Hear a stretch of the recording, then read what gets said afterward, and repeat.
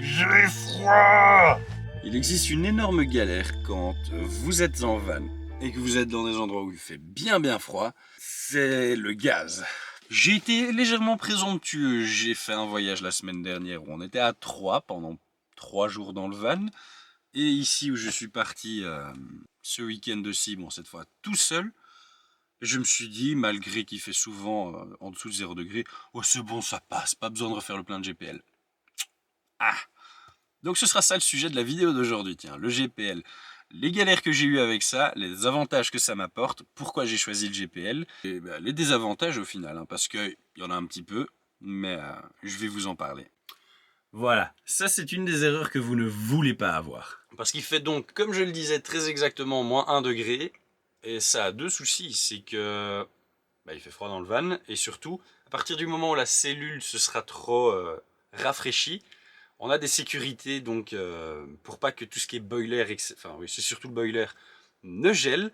Et donc une fois que la cellule du van passe en dessous des 7 degrés, ça va vider toutes les eaux propres. Enfin le boiler, mais pour vider le boiler, il va du coup ensuite, vu que la sécurité ne se réenclenche pas, vider toute la citerne d'eau propre. Donc avant même de déjeuner ce matin, pour pouvoir de 1 déjeuner au chaud et garder de l'eau, il faut que j'aille faire le plein de GPL.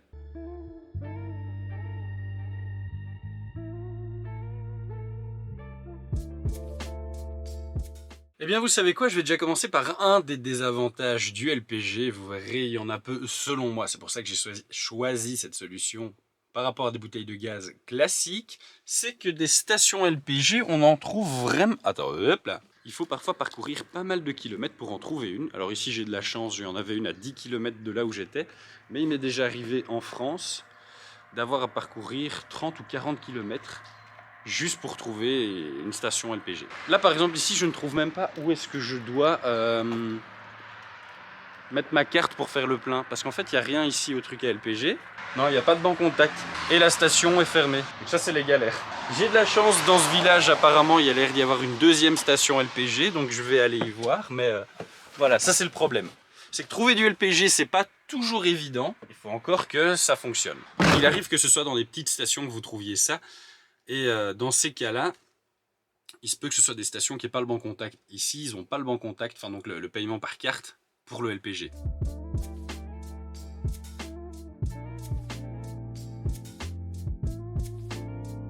Bon, ici on a du LPG. Ce qui pue déjà, c'est que là je vois une petite indication. Est-ce que ça veut dire qu'il n'y aura pas de LPG? Alors, le LPG... Ah ouais, avec le Covid, c'est que entre 10h et 12h30. Bon. Énorme. Il y en a un autre qui a eu la même idée que moi. Enfin, lui, il a sûrement dû passer la nuit là pour être face au lac de Buchenbach. Voici mon caisson où il y a le GPL, LPG, vous l'appelez comme vous voulez. Et donc, quand on a un souci comme ça où le LPG n'est pas dispo, j'ai toujours une bouteille du propane, je sais plus, de dispo. Voilà, pour quand il n'y a pas moyen du tout de remplir. Donc maintenant, il va falloir que je change la lyre pour la mettre ici. Voilà, je viens de changer ma lyre, donc qui est ce petit truc là, qui était sur la bouteille de GPL. D'ailleurs, ça je vais fermer. Voilà. Je viens de réouvrir celle-ci et mon switch est fait. Comme ça, je n'ai pas besoin d'aller jusqu'à l'autre village pour trouver du GPL, même si là honnêtement c'était déjà en fait une plus grande ville. Et voilà, maintenant j'ai appuyé sur OK sur l'erreur, je vais mettre du chauffage à balle parce que j'ai froid, et ça quel plaisir, on va retrouver de la chaleur. Alors je ne vous ai pas filmé la manipulation parce que c'était la toute première fois que je changeais moi-même les lyres. Comme toutes les premières fois, c'était laborieux. J'aurais été beaucoup plus vite d'aller 14 km plus loin où il y avait une plus grande ville où là j'étais sûr de pouvoir mettre du GPL parce que c'est une grande station. Mais bon, il fallait bien que j'apprenne à faire ça et ça y est, maintenant je sais le faire, ça prendra beaucoup moins de temps la prochaine fois. Et voilà, c'est toujours bien d'avoir une solution de backup comme ça, d'avoir une bouteille de butane ou propane et une de GPL comme ça. Quand on ne sait pas faire le plein de GPL, ce qui n'est pas le truc le plus facile du monde, et ça dépend vraiment beaucoup des pays, on sait toujours se débrouiller. Oh, je viens d'entendre le chauffage se mettre en route, ça va faire du bien. Et voilà, comme ça je reste toujours avec de la chaleur, de l'eau chaude et de quoi cuisiner. Et maintenant, il est 10 h, il est temps de manger. Voilà. Bon, évidemment, il faut qu'il repasse à l'heure évidemment à ce moment-là. Voilà. Une bonne température de 23 degrés. Un petit déjeuner qui va être canonissime. Des pancakes avec du miel et du sucre impalpable.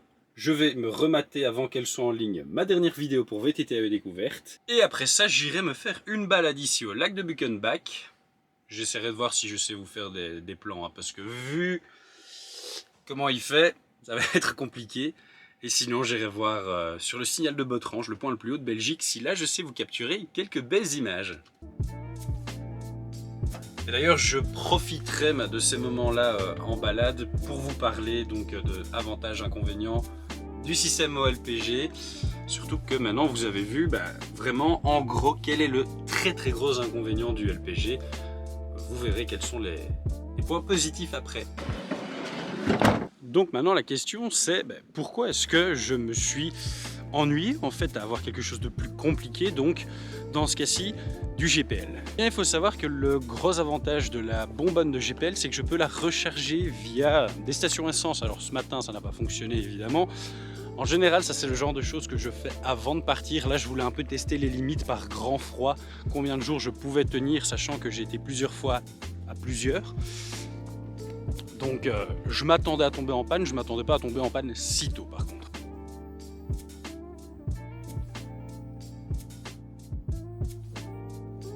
On est sur un joli petit spot.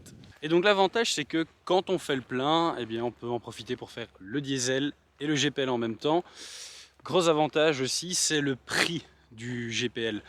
Une bouteille de GPL, l'installation coûte cher. Faut compter environ 700 €, alors qu'en ça c'est juste une bête bouteille et une arrivée de gaz. Donc c'est vraiment pas donné. Mais c'est rentable si on l'utilise à long terme. Je vous explique. Moi par exemple, pour la bouteille que j'ai de... Attends, c'est du butane, il me semble. Je crois que c'est du butane que j'ai actuellement dans le van et du GPL. Eh bien, une bouteille de butane, c'est 35-40 € pour un peu plus de quantité que ma bouteille de GPL, sachant qu'il y a une caution de 40 € à verser. Et on ne voit rien du tout.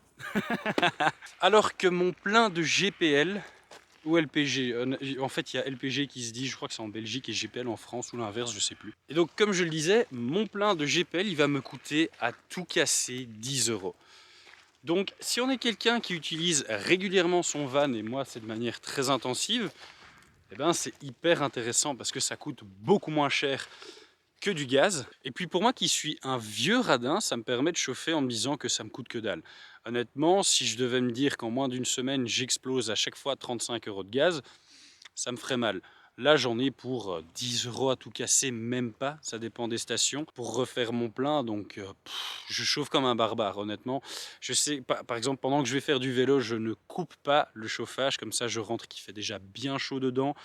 Pour pouvoir vite prendre une douche bien chaude, je mets le chauffe-eau sur boost, donc je sais que ça consomme énormément en plus. J'ai jamais même utilisé le mode éco pour vous dire. J'ai juste entendu, voilà, il est beaucoup plus économique, mais moi, j'ai envie d'avoir chaud tout de suite. Et sachant que je prends des douches de plus ou moins 10 ans, ça me permet de continuer à chauffer pendant que je prends ma douche, donc pouvoir rester 10 000 ans dans ma douche.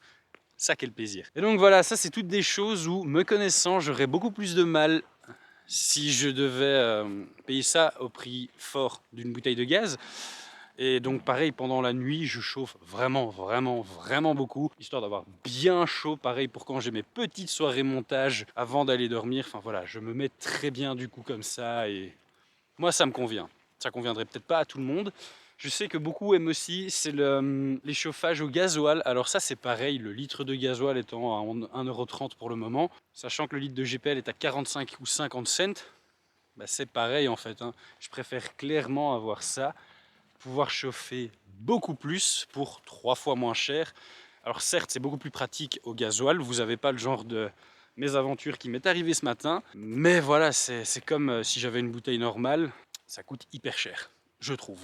Maintenant, il y a quand même des désavantages au GPL, comme je l'ai dit, c'est le prix lors de l'installation, donc il a fallu compter 700 €, et la difficulté de trouver des stations essence, comme on a pu des stations GPL, comme on a pu le voir ce matin. Il faut déjà en trouver, des fois il n'y en a pas à 30 ou 40 km à la ronde. J'ai eu ça notamment dans les Vosges. Mais même quand on en trouve, bah là les 2 que j'ai trouvés ce matin, ça n'allait pas. Alors j'aurais pu encore faire 14 km pour aller à Malmedy où j'étais hier, où je sais que là il y a une grosse pompe, enfin une grosse station, donc j'aurais eu du GPL là-bas. Mais j'ai toujours mon backup que j'avais pas encore utilisé, donc c'était vraiment l'occasion de le faire. Donc de brancher ma bouteille de... Attends, faut que je vérifie que je dise pas de bêtises. Donc moi ce que j'ai c'est du butane, voilà. Donc en fait ce qu'on retrouve généralement dans tout camping-car, ça va être des bouteilles de butane. Mais le butane a un gros désavantage, c'est que en dessous de 2 degrés, en dessous de 2 degrés, le butane va passer de l'état gazeux à l'état liquide. Et donc il ne peut plus être envoyé sous forme de spray dans vos canalisations et donc il ne peut plus chauffer. C'est pour ça que lorsqu'il fait plus froid, on passe aux bouteilles de propane, qui coûtent évidemment plus cher, donc on ne chauffe pas toute l'année au propane, qui elle a une température donc de liquéfaction qui est à moins 44 degrés.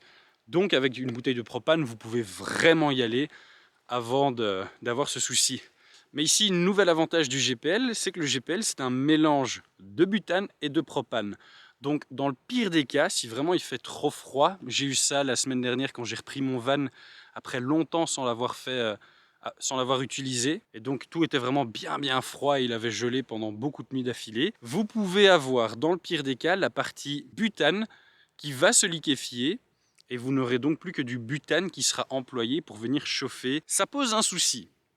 Enfin, disons que ça a un avantage, c'est que comme ça vous avez quoi qu'il fasse comme température dehors, vous savez que vous allez pouvoir chauffer. Le souci, c'est que si, comme moi, vous n'avez pas chauffé pendant un petit moment et que le butane vient se liquéfier, il va falloir attendre qu'il repasse au-dessus de, bon, on dit souvent 0 degré, mais en réalité, il me semble que c'est 2, pour qu'il puisse repasser à l'état gazeux. Parce que sinon, admettons, vous faites votre plein, moi j'ai une bouteille de 23, enfin non, c'est 13 kilos, je crois que ça fait 23 litres. Je me trompe peut-être, hein, mais... Il me semble que quand je remets tout à balle, c'est 23 litres. Votre plein est fait. Vous avez donc rempli la bouteille de GPL. Donc vous avez 50%, j'invente les chiffres, je ne sais pas exactement, 50% de butane et 50% de propane. Admettons que vous n'employez pas votre véhicule et que vous le laissiez, il gèle pendant plusieurs jours. Donc votre bouteille est au froid, elle est soumise au gel. Il se peut que donc les 50% de butane se liquéfie, mais si vous voulez mettre en route votre chauffage à ce moment-là, vous allez pouvoir le faire, seulement vous n'avez que 50% de votre bouteille qui va être utilisable, donc les 50% de propane. Le souci que ça a, c'est que, admettons, votre bouteille ne repasse pas au-dessus des 2 degrés entre-temps, vous allez devoir aller refaire le plein après avoir utilisé seulement 50% de votre bouteille, et quand vous allez remplir, sachant qu'il y a déjà 50% qui sont utilisés, vous allez remplir donc votre bouteille de nouveau 50% de GPL, mais donc là-dedans vous avez de nouveau 25 de butane et de propane. Je ne sais pas si j'arrive à être bien clair. Mais donc à ce moment-là, il n'y a plus que 25% de propane qui est utilisable, donc là vous chaufferez encore moins longtemps. Donc c'est un gros avantage d'avoir du GPL parce que vous savez que peu importe la température qu'il fait, vous ne devez pas changer de bouteille de gaz pour pouvoir continuer à chauffer, mais il faut quand même... si vous allez partir, chauffez régulièrement l'intérieur du fourgon, du van, pour qu'il y ait de la chaleur et que la partie, je me trompe tout le temps, butane, ne se liquéfie pas.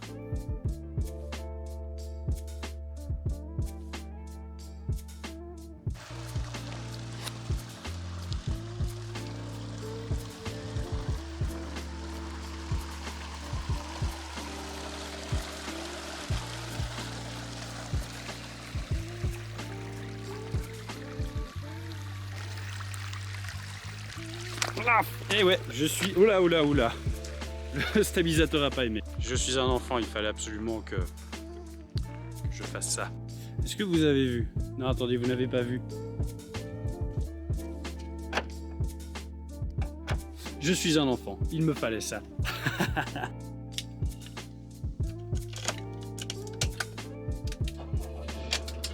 Et nous voilà repartis, mon gros. Est-ce que ça fait du bien quand même de pouvoir à nouveau rouler, se déplacer avec le van sans que j'ai de soucis. Niveau du chauffage, niveau de, je sais pas, un truc avec le vélo ou autre chose. Bah, mis à part les frontières qui sont fermées, franchement, je dois pas me plaindre. Et puis bon, il y a quand même des belles choses en Belgique. Quand même un peu. Et voilà comment se termine cette vidéo par moi qui ai résolu mes soucis. Ça fait extrêmement plaisir. J'aurais de nouveau appris plein de choses sur moi et la manière dont je me comporte dans le van ce week-end, sur Nanook en lui-même et tout ce qui le compose.